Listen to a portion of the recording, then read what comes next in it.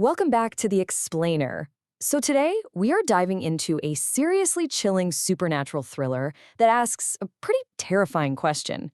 What happens when the skeletons in your family's closet decide to just violently kick the door down?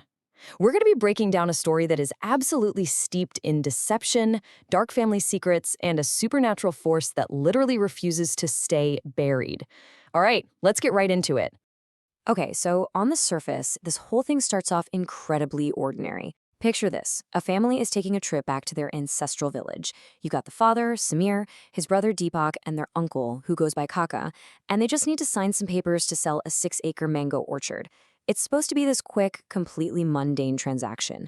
But as you'll see, the very second they step foot in this village, the vibe instantly flips from a nostalgic family road trip to a desperate fight for survival. I mean, this simple real estate deal essentially becomes the catalyst for an absolute bloodbath. And this really sets up the foundation of our entire mystery. It's the year 2026. Samir, his wife, and their teenage son Nishant are returning to this village after a complete, entirely unexplained absence of 20 years. Now, Nishant is just being a normal teenager, right? He's excited, taking selfies by the old bell tower, basically treating the whole thing like a fun travel vlog. But the adults, they are acting so strangely. Samir's mother, the grandmother, is visibly terrified. She flat out tells them that staying in the village is a horrible idea and begs them to leave before morning. But the land deal needs the signatures of Samir, Deepak, and Kaka, so they're stuck. Now, let's look at just how fast things escalate here, because the pacing of the horror in the story is absolutely relentless. First, Uncle Kaka wanders off to negotiate the deal, and almost immediately, he is brutally murdered. Then young Nishant goes missing in the village, only to be found later mysteriously thrown from a window and severely injured. And shortly after that, Deepak, Samir's brother, is found dead right outside the house. I mean, the body count is rising like wildfire, and this family is essentially trapped in their own localized nightmare. Which brings us to a really pivotal, honestly terrifying realization. Right after Uncle Kaka's body is found, Samir's mother completely breaks down and drops this chilling warning. She says the evil that happened 20 years ago is happening again. No one can save this village now. And boom, this completely shifts the paradigm of our explainer. Suddenly, we realize we aren't dealing with a random serial killer or some dispute over property lines. No, this is a targeted, systematic extermination of a bloodline, and it's rooted in something horrific that happened exactly 20 years ago. So to understand what's happening right now, we have to look back at what the family believes happened back in 1995. This is basically the official story that the grandmother tearfully recounts. 20 years ago, Samir was deeply in love with a local girl named Ria. Because of some intense family rivalries, they actually planned to elope. But, as the legend goes, Ria's mother found out about the plan, flew into a terrifying rage, actually murdered her own daughter to stop the wedding, and then hanged herself, leaving behind a letter cursing Samir's entire family. Now, the crucial thing here is understanding the sheer scale of the threat we're dealing with. Based on that 1995 tragedy, the mother's spirit supposedly morphed into this immensely powerful, vengeful, dark entity. And according to the grandmother, this spirit already claimed the life of Samir's oldest brother, Ajay, years ago. That, actually, is the real reason the family fled to the city in the first place and never came back. Until today, of course. The rules of this curse are pretty clear. Anyone sharing this family's blood is marked for death.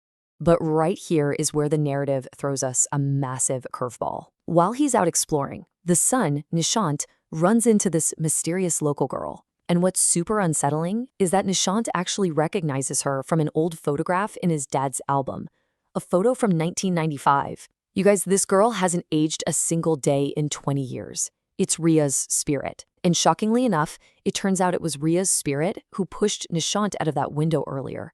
Not to hurt him, but to physically force him out of the house to save him from an imminent, deadly attack by her mother's dark spirit.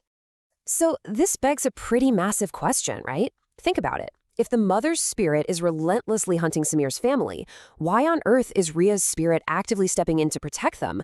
Ria even goes as far as manipulating another family member to bring Nishant to her, just so she can beg for his help in stopping her mother. It sets up this fascinating conflict. We've got two supernatural entities, born from the exact same tragedy, operating with completely opposite motives.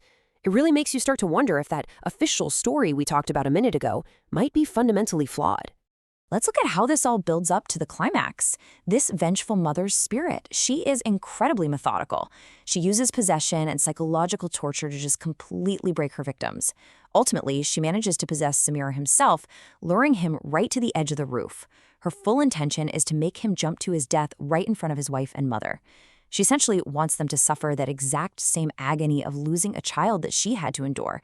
It's a calculated, absolutely devastating plan. Okay, to really grasp this climax, we need to map out what actually went down. The events of 1995 are a direct bridge to the 2026 massacre. The elopement was definitely planned, sure, but what actually happened that night while the rest of the village was at a local fair? Well, it wasn't a mother's wrath, not at all.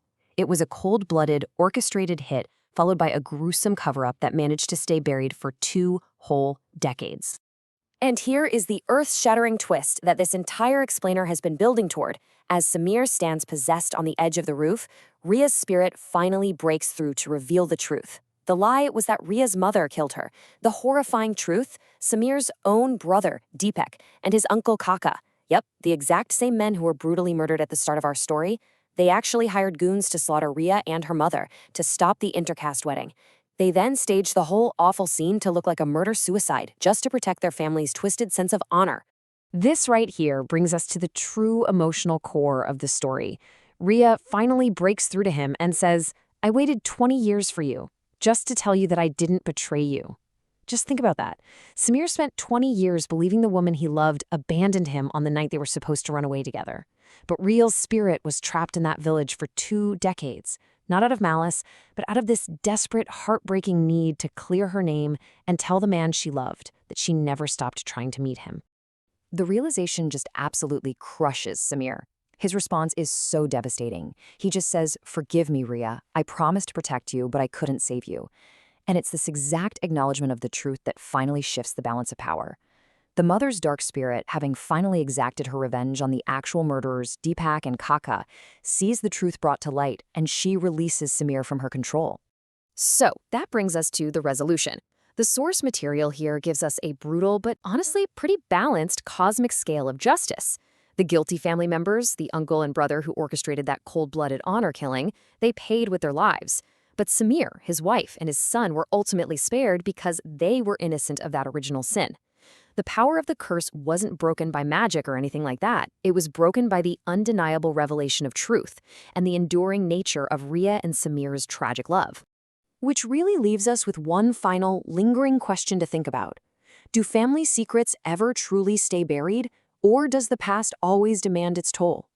This story so vividly illustrates that trying to bury a lie with blood only guarantees that the ground will eventually break open. Thank you so much for joining me to walk through this incredibly fascinating and terrifying narrative. Stay curious, and I'll catch you next time.